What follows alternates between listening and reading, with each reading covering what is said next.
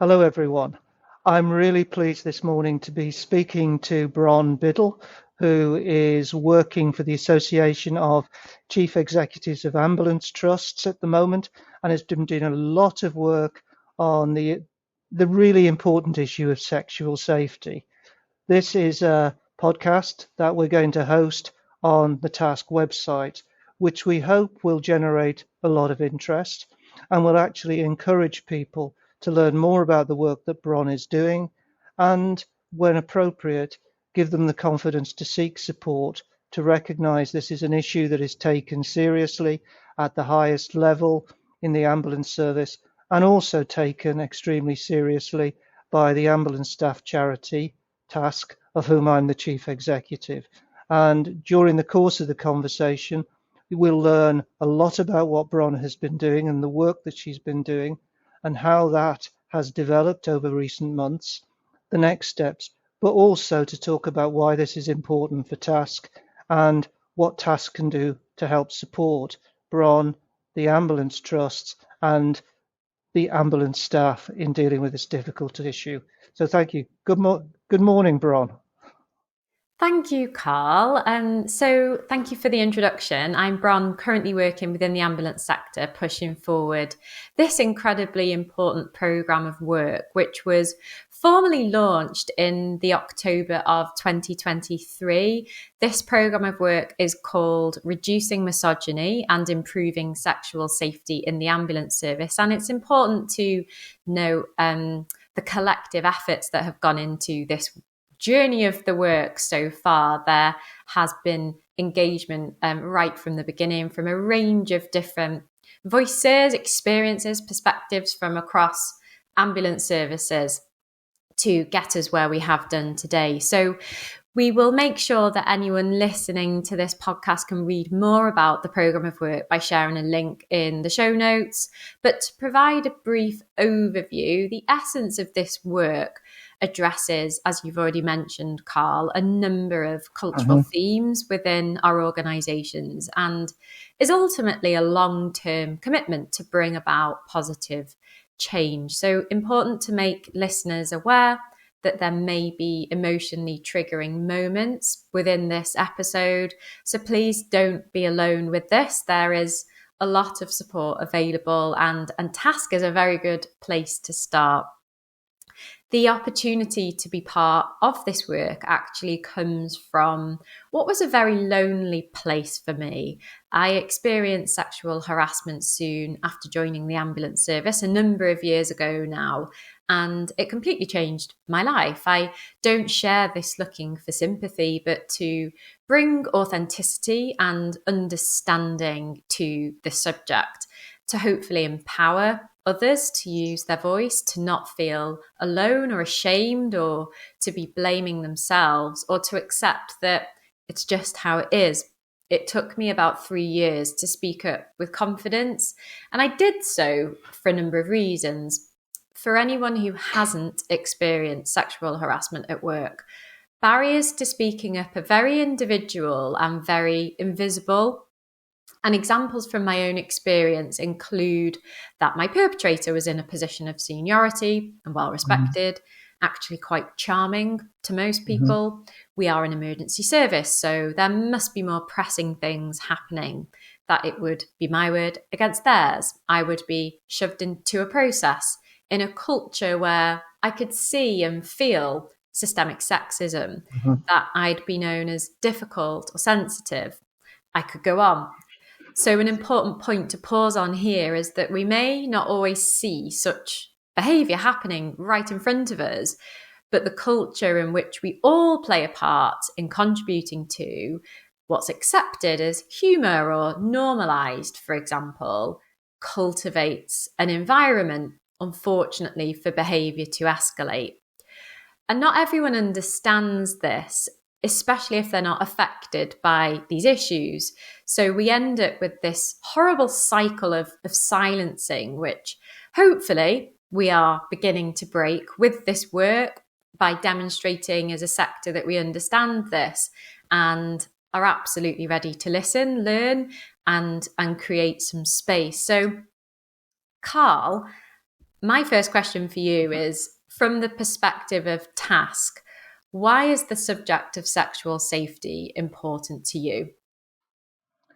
That's a really, really important question for us to ask ourselves. And what we do at TASC, we try and make sure that all the support and the services that we provide are focused on the needs of the individual, remain very close to those needs.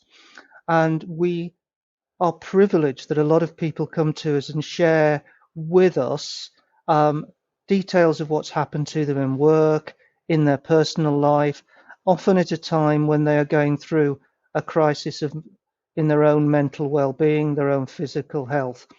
And we always listen to that. And people come to us because we provide a service which is recognized and known to be both confidential, impartial, and independent from the ambulance trusts. And we've always applied that. What we do see is that people have come to us, and there's a pattern of reasons why. The reasons that people come to TASC are many and varied.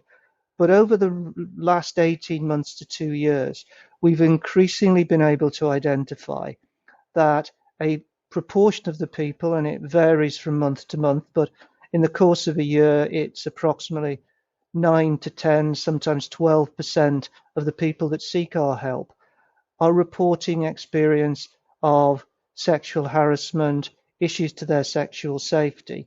And although it's primarily male against female, it's females reporting it who identify as female, we also see other issues around transgender and also to do with male homosexuality and how that is treated. Those cases can be really quite shocking, and as you've touched on, Bron, they range from a little bit of a banter that is laughed off as just being part of the ambulance humour, the paramedic humour, the control room banter, to actually instances where people have been physically assaulted by colleagues in the workplace. And that the trauma of that has often been made worse, we've seen, simply because it does not appear to have been either taken seriously, and even if it has been taken seriously, poorly addressed. We've got examples where people have been listened to, but not taken that seriously, and then the individual that they complained against has gone on to do the same thing with other people. It cuts across all age ranges. It cuts across all ranks within the ambulance trusts. And as part of what we do, it's really important for us to create and let people know that you can come to TASC if this is one of your issues. We're not going to give you advice necessarily on what you can do and how you take your case forward, but we can provide that emotional, that safe space that people often need. And you, if we can talk in that way, you as an individual will be listened to by our team. And it's therefore important that we put ourselves forward as an organisation that is working with your work, Bron, and the work of the ambulance trusts and the consensus statement that we talk about, so that people know we're here. Because we can't have a service that's built around the individual if we don't recognise some of the things that people come to us for support with and don't recognise that this is a challenge. Because I don't want to spend, neither does TASC, my life, my time, just putting sticking plaster over issues. We want to help so that no one comes to us with this sort of issue from within the ambulance community. That's why we think it's important. Thanks, Karl. And whole idea of us recording this together started as a conversation, didn't it? That It did. Was really helpful. I think for both of us, we come from this from different lived experiences and perspectives. So to connect, hopefully, that difference together is really helpful for people listening to this. And that's something that I've really learned being in this space and having these conversations pretty much daily with people is that you can either end up in this echo chamber of me too, of I've experienced this, I'm not surprised at all, or the opposite of I'm really surprised, I'm horrified, I have never seen anything like this. And we'll come on to how people respond a bit later and my understanding and of why that is. But thank you for sharing that. And I think it's important as well what you say, Bron, about, we've had a number of conversations, we've been in meetings and joint working groups, and I think it's fair to say it's been a learning exercise for me as well. And I was particularly struck at some of the earlier conversations we had in some of the meetings where we talked about the way that language can trap you into a culture of response. And I remember one meeting where we talked very much, about the responses. Let's fight this. Let's combat it. Let's boot it out. Let's eradicate it. And that moving away from that language, that non-confrontational language, but a language that also enforces that this is not the right behavior. It doesn't work. It goes to the core of a functioning ambulance service, because you are a team. We recognize that. We see ourselves in terms of the support as part of that team. And where there are tensions and frictions that exist, that gets in the way of that, and that makes the working environment for everyone that much more difficult. And I think for me, there's a generational difference, or perhaps two, between you and I. There is, in terms of gender identification, there's a gender difference. And we can all learn from different approaches, because it's, as you say, it's too easy to go, oh, this is just another issue about the woke generation and this. It's not. It goes to the core of delivering a quality service, of working with valued colleagues. And actually, it goes to the core of everybody's well-being. And it's not about creating an environment where where one group feels put upon by another group. It's not about that. It's about working together. But to move us on from that, Bron, it would be interesting to ask you about what do you think for your experience of doing this work, what's been the most impactful? What's the thing you've learned most from doing this work? This is a really good question, and I think I have to go back to when I started to share my own story and ultimately found my voice really with this subject. And I remember that feeling of empowerment, but also such vulnerability in doing so.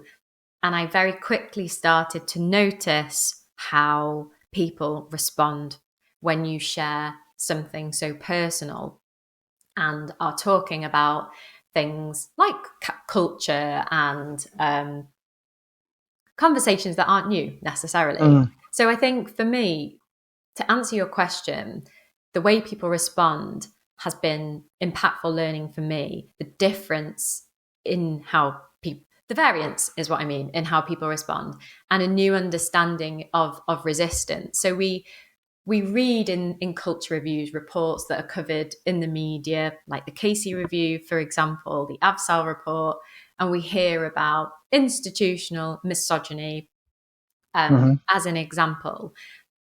And what I started to realize quite quickly was sexism, and I think language we'll come back to later.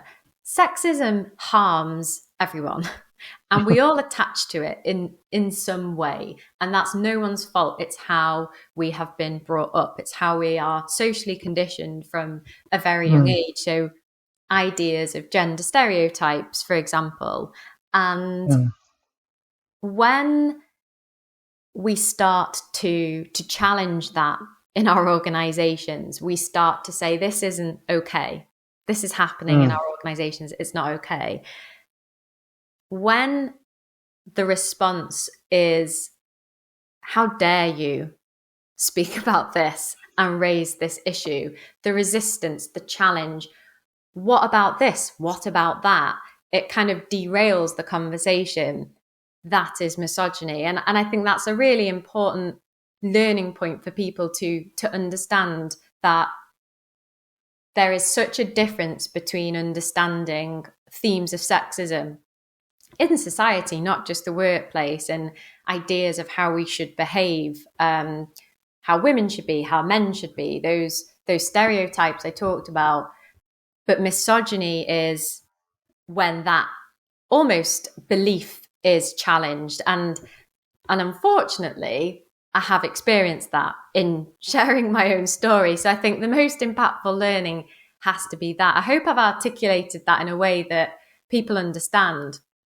But speaking to people who also have experienced sexual harassment and do understand these issues, say the same. There's almost this kind of feeling of helplessness of what's the point in talking about it, because you just get met with, certain responses, which is why ACE have supported, as part of this program of work, a resistance guide. We have a guide that anyone listening can read, which is on the webpage, to understand why people react the way they do. So I hope that answers your question.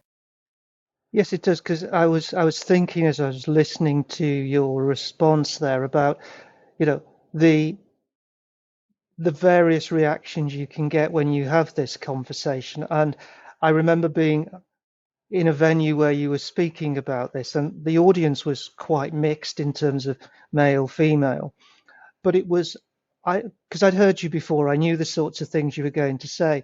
And it was fascinating to look around the room to see a number of, shall we say, male looking at their feet and feeling uncomfortable. Because I think what's really powerful is that you recognize this is an uncomfortable discussion for many people to have, because it forces you to look back at and look very carefully at your own behavior, about how you respond, and the things that come, deep-seated cultural issues from your background, your younger days, the things that were common when you were there. And sometimes I catch a 1970s sitcom on the television, and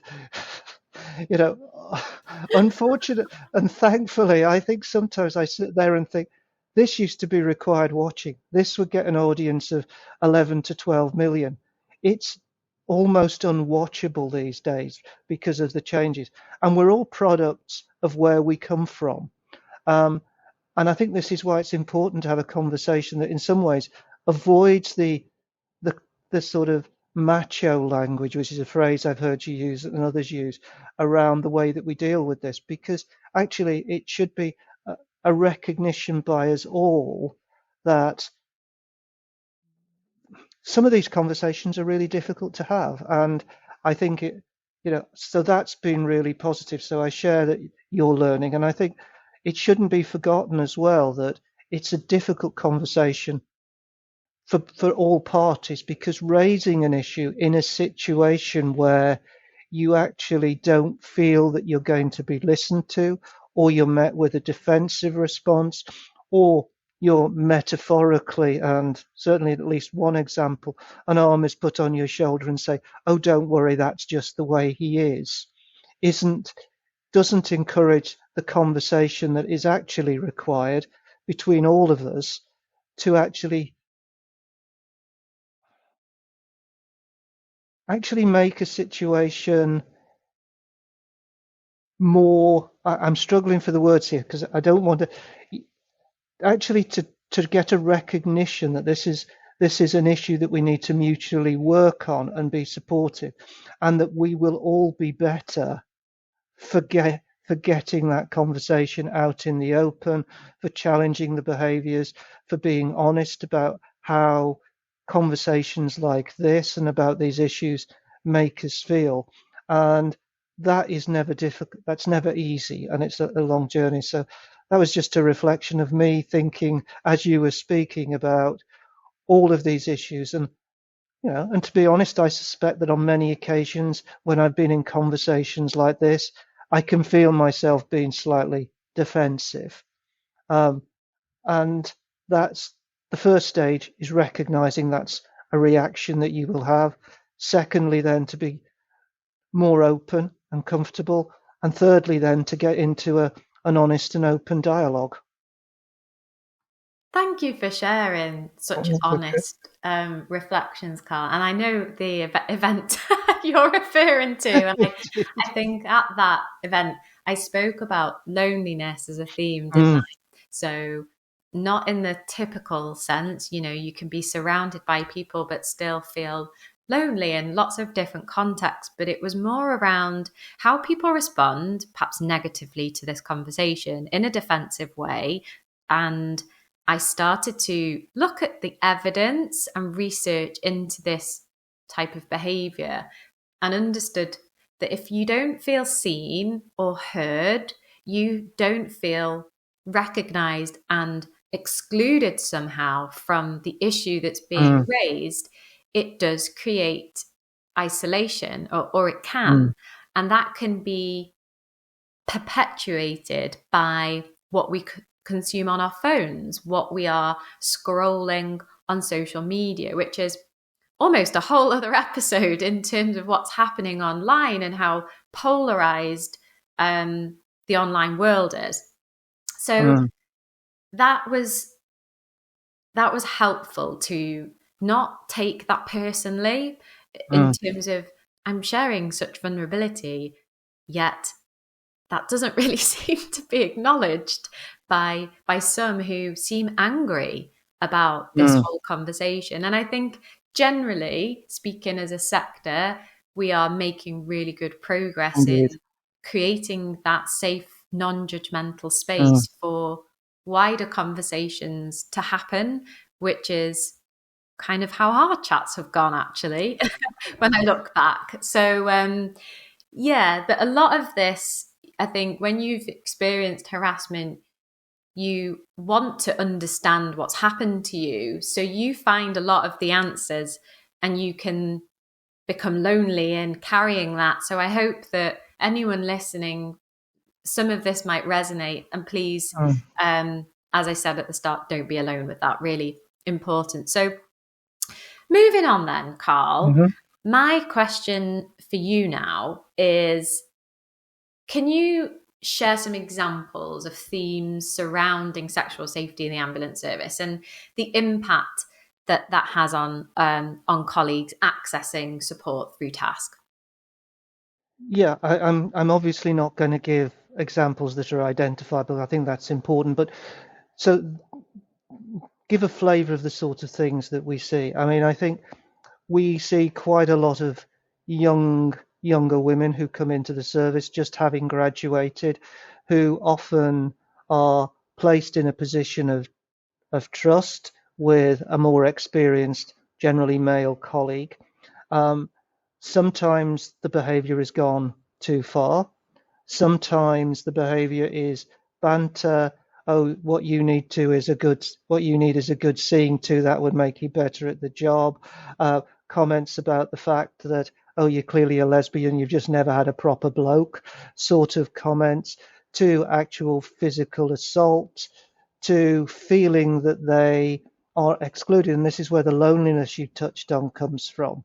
In an environment often where the culture is that the banter is quite, shall we say, sexualized, often in terms of the response, where there are a group of people that have worked together for a while, that on the surface at least look comfortable and living within their own skin. And you can find yourself, and people do find themselves in that sort of environment. They feel isolated.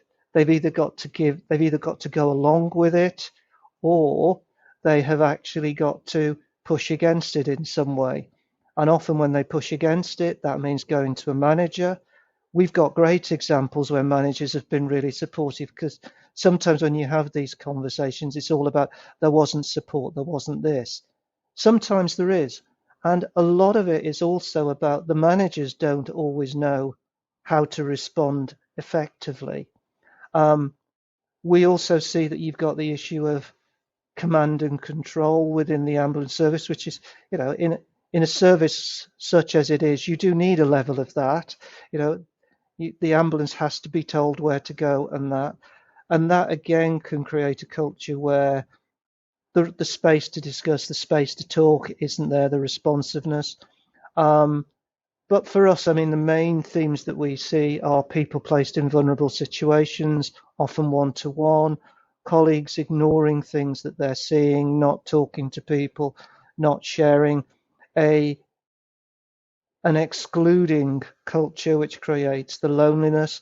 This, of course, loneliness that we all are aware of, that you've been talking about, is a major cause of mental ill health, puts pressure on people. Is it you that's failing?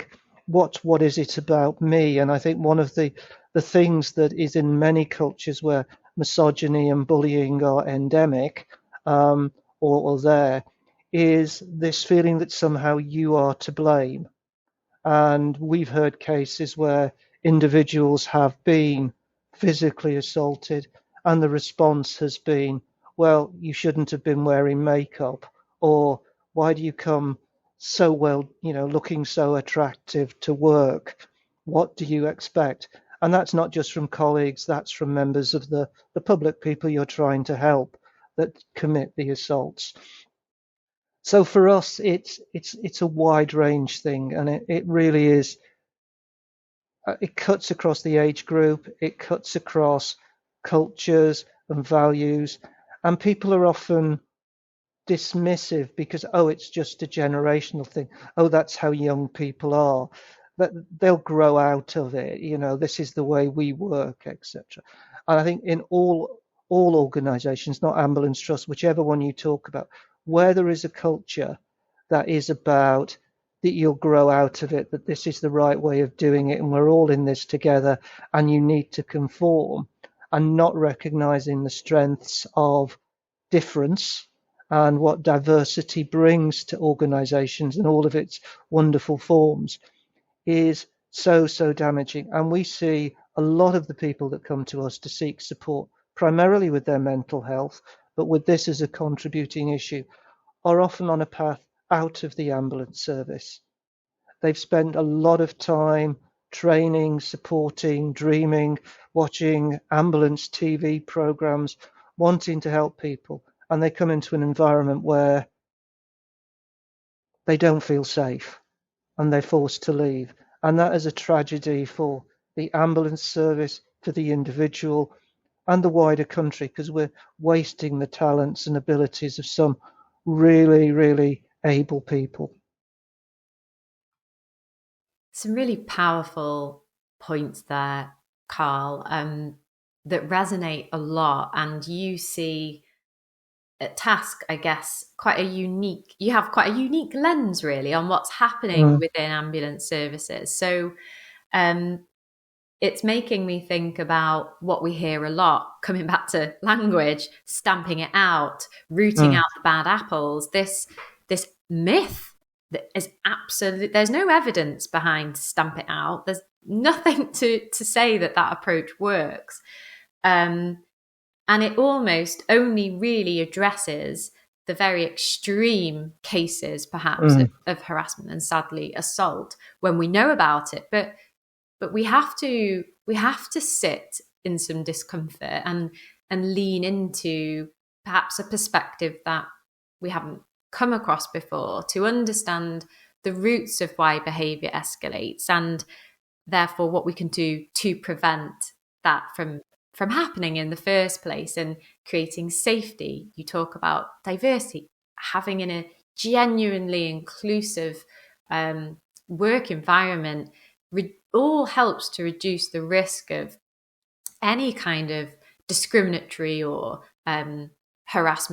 discriminatory behaviour and harassment to happen. So lots for us to do, but I think our approach within the ambulance sector is very different, and it is a long journey that we are absolutely committed to. So should we start to think then about why? The why. Why is it happening? I think we've touched on some explanations already, but was there anything that you wanted to add to answer this question of why is it happening in our workplaces?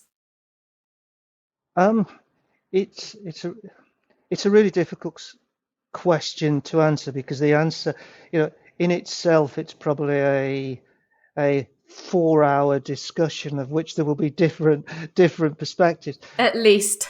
Yeah, but I think the first thing that organizations have to recognize is you have to understand the culture that's within your own organization, where that culture comes from. And like all organizations, you're not an homogenous group. There's not a person who is let's call them an ambulance staff member. They come from different age groups. We have people coming to us who are 19, 20 in some of the environments. We've got people who've been in the ambulance service for 40 odd years. They come from very different experiences, backgrounds. We see a lot of people who've come from military backgrounds. We see people who've come from police, fire, a lot across the emergency services. And they bring with them their experience, their cultures, their reactions to certain behaviors. And it's almost like occasionally you almost see a couple of waves crashing, where you see people who are coming from one set of experience, but up against another group of people who are pushing back a little, who come from a generation that are much more open about their mental health, their mental well-being, and the environment they accept. And it's how you get a dialogue going between all those different things that are going on, and how you get to a position. As we've been speaking, I've just been remembering a video I was shown once. I was working in another field of residential care, and we were trying to achieve within the residential care organisation a completely changing culture to how a lot of the people that worked there regarded older people. And I remember sitting in the room and the video came up, and it was an Australian general. I think he was the commander in chief of the Australian Armed Forces, and he was in full military dress with a crew cut haircut, medals that ran all across his chest, a very stern looking individual who was there to tell us that we had to root out racism. That's what we thought he was going to talk about. Every stereotype I had in my head was there immediately. The essence of what he said was hugely powerful, and it was the only way that you change an organization to move towards an inclusive culture is that everyone has to play a part in it. And right at the end, he looked at the camera very and it was the first time he looked less stern. And what he said was, the behavior that you walk past is the behavior that you tolerate and that you normalize. And it is all of our responsibilities to recognize that there is a way of behaving which is about recognizing the worth and the value of an individual. We're all equal. And that if you see a colleague who is doing something and you don't have a quiet word, you don't challenge, you don't say that's not acceptable, you don't support the individual, you are contributing every time you do that to perpetuating the culture. That was hugely, hugely powerful. And I think that's why I think the work that you have been doing and the way the Ambulance Trust is approaching it is the right way. It's not a top-down battle where you're going to man the trenches and we're going to have a woke war. It's actually about saying an inclusive, supportive workplace is a better workplace, a more functioning workplace. Dare I say it, a number of ambulance people might go, but a happy workplace, somewhere where you go to and want to be in the morning, not somewhere that's constantly challenging. So I think the recognition that it's not one culture. People are not ambulance. They're people. They come with backgrounds. They come from various areas. There are traditions within organizations. there are rules of thumb or heuristics as to the way organisations respond to certain situations. And it's also worth recognising that ambulance services are under enormous pressure at the moment to do their job. And that means that people will sometimes believe they don't have the time to address these sorts of issues, that they think they're important, but we've got this, we've got that. And when the pressures are there, emotionally, physically, relationship wise, there's no doubt that it spills out. That's why it's got to be an approach that recognizes everyone's different perspectives, brings them together, and works collectively and collaboratively, which is why I totally agree that stamping it out, kicking it out, all of this is actually counterproductive. It generally drives it under, because I think we all know that people who are genuinely misogynist and revel in it to some extent, which in all walks of society have, are very good. As you said in your personal example, they can outwardly be very charming. They're very careful about how they approach. They're good at hiding it. Even though once the issues are often surfaced, everybody goes, oh yeah, we knew about that. It's really interesting. That was a little bit rambling, but I hope it came across with some ideas. Absolutely. Thanks, Karl. And something I want to touch on is banter, because we've both referenced it in our conversations so far. And people say, when I've chatted to colleagues about banter, there is this fierce protection of it. Don't take it away. We do difficult work within the ambulance sector in many different roles across the NHS and emergency services. So we have to have a laugh and a joke. And no one's saying you can't. But what we are saying is other banter is available. It does not have to be based on at the expense of somebody's identity, or it doesn't have to be based on a protected characteristic, so discriminatory in its nature. So I challenge back a lot and say, are you really saying if I can't be sexist or racist, then it's not going to be any fun around here anymore? Because if that's how we are perhaps coping at work, is through that kind of banter and humor, if that's the only way we know to create relationships at work, then that's a problem. And when there is so much banter, it takes up all the conversational space. There's no room for anything else. There's no room for vulnerability and talking about mental health, for example. And that's something that I'm really starting to learn as well. So I just thought it was important to talk about banter, because I feel that often there are quick assumptions made that, people that don't do kind of frontline jobs just don't understand how important it is. We absolutely do, but I think it's the context of that. Yeah, I think that's really that latter comment you make there, because it's humans. It's important to laugh. It's a great, it's hugely pleasurable, to see something that's funny, to share a joke, to share, banter with people can actually be really important and a way of releasing tension. But it has to be inclusive, and it has to not be at the expense of other people. And I think we've all been to school, for example, and we can all probably think back in our days at school where there were people who were not as quick-witted, who were slightly different, because kids are very cruel and can be very cruel to each other. And many of us have been subject to that as well in the past. Banter's a loaded word, but humor, being able to release tension is really important. But that doesn't mean it has to be at the expense of other people. It doesn't mean it has to diminish other people and who they are, what they are, where they come from. And I've personally couldn't go through a day without having jokes with my colleagues, without, sharing things that are funny.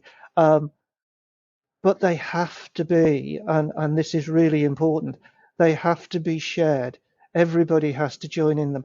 And people have to have the ability to signal, right, okay, yeah, that I found funny, that's not okay.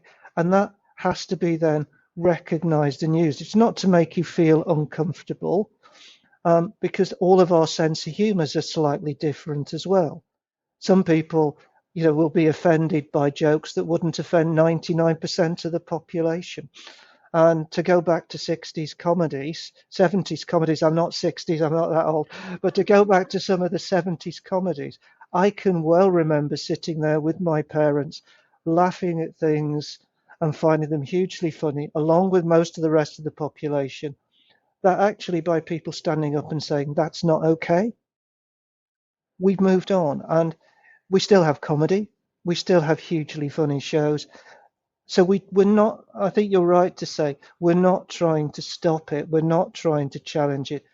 But actually, not all banter is harmless. It has victims.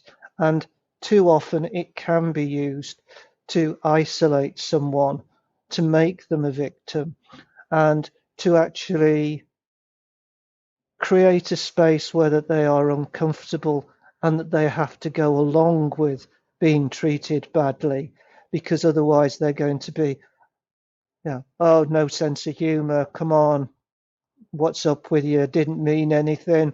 And then another comment follows, and people are always pushing the boundaries slightly. So yeah, it's not about getting rid of it, but it's recognizing it needs to be shared. And that strong sense of identity and belonging, which we have Mm, in our organizations, and we see this in other uniformed services as well, the pride that comes with mm, being part of uniformed services can be a really positive thing.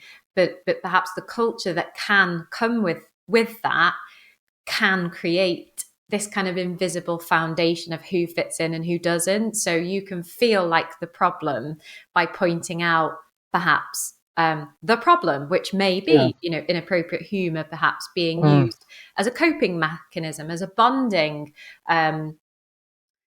a technique almost. So mhm. yeah, it's an important conversation to have, and I think sometimes people think that I'm the sexism police or something, or that I turn green and grow horns if anyone dares say the wrong thing, and it isn't about that at all. It's about respect and understanding, and also safety. So you know are we making people feel uncomfortable with it? Might not be our intention, but that could be the impact of Mm, a comment that you make, or something that a conversation you engage with. So always things for us to individually reflect upon absolutely. when it comes to banter. And now I need to watch these TV programs that you've been talking about. I, But things get dated so quickly, don't they? They do, and and they're not only, there's some very obvious ones that people talk about that were there, but it's also some of the less obvious ones. I've been watching repeats of Yes, Prime Minister, which which was a sort of Yeah. 1982, 84, and it's really interesting. We have a whole episode which really about whether or not a woman could be appointed to a senior civil service role.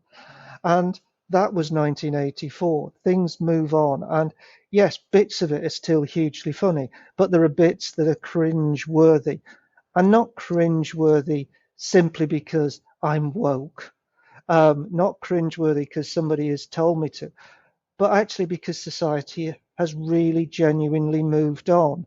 And that's the important thing, that sometimes cultures and institutions can lag hugely behind the rest of society. And that is something that is, a real challenge, because organizations, cultures are deeply embedded in the people that work there, in their institutions, their way of behaving, their approaches to things, etc., their senses of duty, obligation. And society moves on, but often the organisations don't. And that is, I think, one of the challenges for the ambulance community. It's one of the challenges for the police. It's one of the challenges for fire. It's one of the challenges for lots of organisations. It's not unique, but what it is really powerful that this open sort of dialogue is taking place within the service, to help it catch up.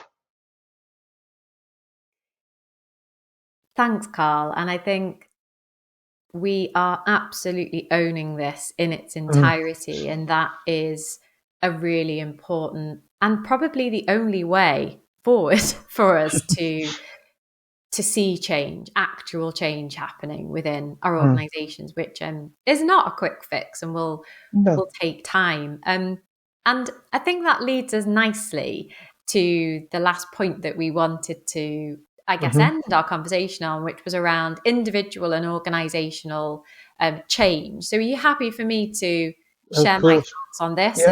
Yeah, absolutely. And then we'll come to you. So extracting this straight from one of the publications of the programme of work, which anyone listening can read around in their own time, there are 4 recommendations for how we go about reducing misogyny and improving sexual safety within our organisations. So the first is accountability and leadership. The second is confidential reporting and support being available. The third is commitment to learning. The fourth is culture transformation.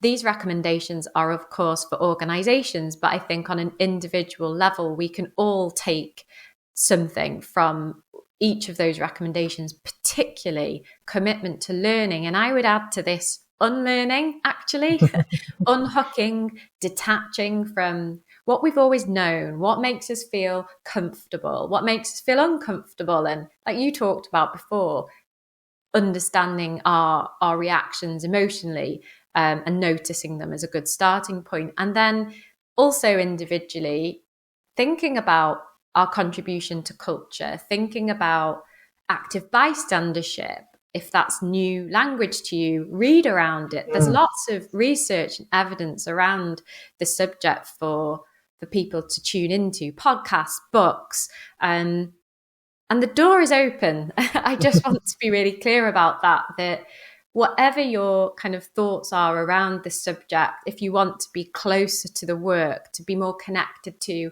a community that is very empowering and seeking to bring about change, then we'll make sure that anyone listening knows how to get in touch. So over to you, Karl, for your thoughts to organizational and individual contributions to change. So the organizational one is, I think, part of the importance of this conversation for me and for TASC as a whole is to be part of our own organizational development. We're quite young as an organization in our present form since about 2015. And we've changed and grown a lot. So there's an opportunity for us to build things in a way that we want to work. I think the first thing is we listen to each other. So I think the first thing an organization has got to do is to recognize that everybody has a voice, everybody has a view, and to listen and to recognize that sometimes from an organizational perspective, you have to take a step back from, oh yeah, I'll come back to you on that because we've got this to do and that to do, because there always is this to do and that to do. You've got to create that safe space. Secondly, you've got to recognize that if things are happening in your own organization, that it's not necessarily about one individual. It's about a set of behaviors, cultural responses, structures, beliefs. Sometimes the environment that it exists in makes it really difficult. And there was one, no.